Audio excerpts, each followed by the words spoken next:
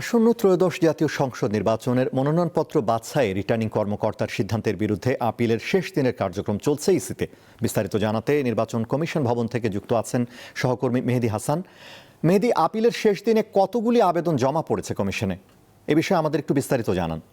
আনোয়ার, এখন পর্যন্ত আপিলের সময়সীমা কিন্তু শেষ হয়ে গেল। 5টা পর্যন্ত যদিও সময় ছিল, এখনও আমরা এখানে দীর্ঘ সারি দেখতে পাচ্ছি এবং এখনই আসলে পরিপূর্ণ সংখ্যাটা বলা যাচ্ছে না। আজকে সকাল থেকে শুরু করে এখন পর্যন্ত কতজন আপিল করেছে।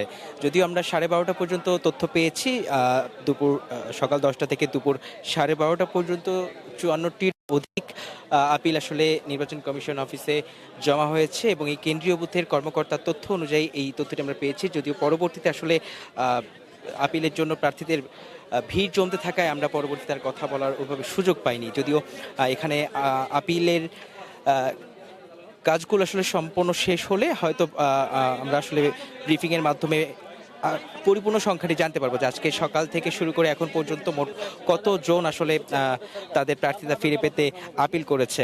যদিও গত 4 জানুয়ারি বাছাইয়ের শেষ দিনে 300টি নির্বাচনী এলাকায় রিটার্নিং কর্মকর্তা সহকারী রিটার্নিং কর্মকর্তারা প্রায় 2,568 মনোনয়নপত্র যাচাই করেছিলেন এবং এর মধ্যে 1,842 জন প্রার্থীর মনোনয়ন বৈধ ঘোষণা করা হয় এবং 720 জন প্রার্থীর মনোনয়নপত্র বাতিল করা হয়। সেই 720 জন প্রার্থীরা কিন্তু এখানে আসছেন এবং তারা গত 5 দিনে এখন পর্যন্ত 523টি, এখন পর্যন্ত আসলে সঠিক সংখ্যাটি বলা যাচ্ছে না, এবং গত বৃহস্পতিবার পর্যন্ত মোট 523টি আপিল আসলে নির্বাচন কমিশন অফিসে জমা পড়েছে। এবং আমরা দেখেছি যে সকাল থেকেই আস্তে আস্তে করে কিন্তু এখানে যারা প্রার্থিতা অবৈধ ঘোষণা হয়েছে তারা কিন্তু এখানে জড়ো হতে থাকে এবং এখনও দেখতে পাচ্ছেন সেই সকাল পেরিয়ে এখন কিন্তু বিকাল পার হয়ে সন্ধ্যা নাগাদ হতে চললো এবং আজকে যে আপিলের সময়সীমা ছিল বিকাল 5টা পর্যন্ত আসলে ছিল। 5টা পার হয়ে গেলেও 5টার আগে যারা আসলে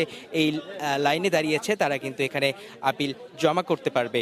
এবং আমরা যতটুকু শুনেছি উপরে রিটার্নিং কর্মকর্তা সহ ইসি সচিব আসলে বৈঠক বসেছেন এবং বৈঠকটির সম্পর্কে হয়তো শেষ হলে আমরা বিস্তারিত আসলে জানতে পারবো যে কি বিষয় নিয়ে উপরে আসলে বৈঠক চলছে এবং আজকের যে আপিলের বিষয় এবং কতজন মোট আপিল করেছে এই তথ্যটি আমরা হয়তো কিছুক্ষণ পরে জানাতে পারবো।